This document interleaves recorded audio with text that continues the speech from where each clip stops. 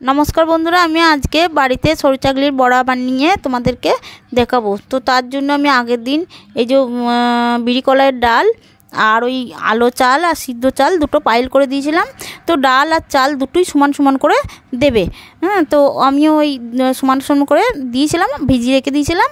তো আমি আজকে করব, তাই বড়াগুলো তৈরি করব। তো আজকে তার জন্য আমি এই চাল আর ডাল একসঙ্গে একটা বাটির মধ্যে নিয়ে নিয়েছি। এবার এতে মিক্সিতে পেস্ট করে নিয়েছি, নিয়ে এই বাটির মধ্যে নিয়ে অল্প পরিমাণ মতো লবণ দিয়ে দিয়েছি। দিয়ে এবার এই যে ব্যাটারটাকে আমি জল দিয়ে একটু হাতায় করে মিশিয়ে নেব। তো ব্যাটারটা কিন্তু পাতলা করে করতে হবে। তো তার জন্য আমি যে জল মিশিয়ে ব্যাটারটা আমি পাতলা করে নিচ্ছি।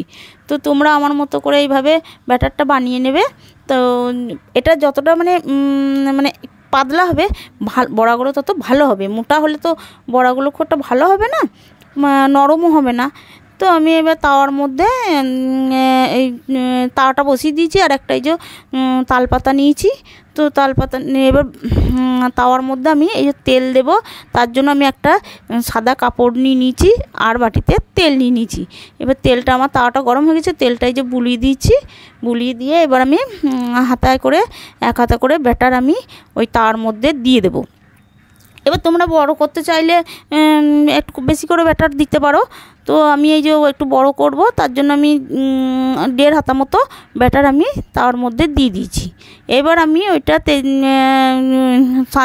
তালপাতাটা দিয়ে যতটা পারবো গোল করার চেষ্টা করছি। যে বড় আর গোল করে এইভাবে আমি করে নেব। নিয়ে এবার আমি ওইটা গোল করা হয়ে গেলে, ব্যাটারটা বুলানো হয়ে গেলে, এইবার আমি অল্প অল্প একটু করে হাতের সাহায্যে অল্প করে একটু জল দিয়ে দেব। জল দিয়ে এই যে আমার এটা হয়ে গিয়েছে। তো দেখতেই পাচ্ছ এই যে একটু গোল করার জন্য দেরি হয়ে গেল। তো এই জল দিয়ে এবার আমি ঢাকা দিয়ে দিলাম কিছুক্ষণের জন্য।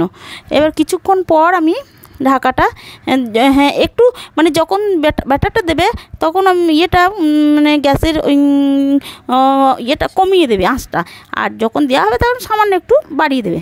তো দেখতেই পাচ্ছ আমার এই যে হয়ে গিয়েছে, কত সুন্দর হয়েছে। তো এইগুলো কিন্তু একটু ধৈর্য ধরে করতে হবে, তাড়াহুড়ো করলে হবে না, ধৈর্য ধরে করলে খুব ভালো হয়। তো আমি এবার এই একে একে আমি এই বড়াগুলো আমি করে নেব। তোমাদের যতটা প্রয়োজন সেইভাবে ব্যাটার বানিয়ে করবে। আমি বেশি করিনি, আমি অল্প করেই করেছি। তো এবার আমি এগুলো একে একে তৈরি করে নেব। তো এই সরু চাকলির বড়া করতে গেলে কিন্তু একটু ধৈর্য ধরতে হবে, বেশি তাড়াহুড়ো করলে কিন্তু ভালো হবে না। আর এই যে ব্যাটারটা দিয়েও একটু টাইম লাগে, হাতের সাহায্যে তালপাতাটা দিয়ে গোল করতে হয়। তো দেখতেই পাচ্ছ আমার এই যে কত সুন্দর হয়েছে, নরম পাতলা। ব্যাটারটা পাতলা করলে তোমার বড়াগুলো পাতলা হবে, আর ব্যাটার যদি তুমি মোটা করো তাহলে কিন্তু ভালোও হবে না, নরমও হবে না, আর ভিতরে কাঁচা থাকবে। তো চেষ্টা করবে ব্যাটারটা একটু পাতলা করার জন্য। তো এই বড়াগুলো করার পর সব বড়াগুলো তৈরি হয়ে গেলে একটা পরিষ্কার ন্যাকড়া ভালো করে ধুয়ে জলে ডুবিয়ে ভালো করে নিগড়ে নিয়ে ওই বড়াগুলো চাপা দিয়ে রাখবে। তো এইটা চাপা দিলে কি হয়, বড়াটা খুব নরম থাকে। তা নাহলে এই যে বড়াগুলো করে যদি থালাটা ঢাকা দেওয়া হয় তো একটু কেমন একটা শক্ত হয়ে যায়। তো তার জন্য আমি এই বড়াগুলো করে নেওয়ার পর আমি কিন্তু ওই পরিষ্কার ন্যাকড়া ঢাকা দিয়ে রেখে দেবো। তো তোমরা ওইভাবে বানাবে। তো এই তো আমার সব তৈরি হয়ে গেছে, আমার রেডি হয়ে গেছে। আমি খেজুর গুঁড়ো ভেলি ছিল, সেটাকে একটু গরম করে এই যে ঢেলে নিচ্ছি। তো পাতলা হয়েছে, কিন্তু ঠান্ডা হয়ে গেলে একটু মোটা হয়ে যাবে। তো এইভাবে করে খাবে। ভালো লাগলে লাইক কমেন্ট করো।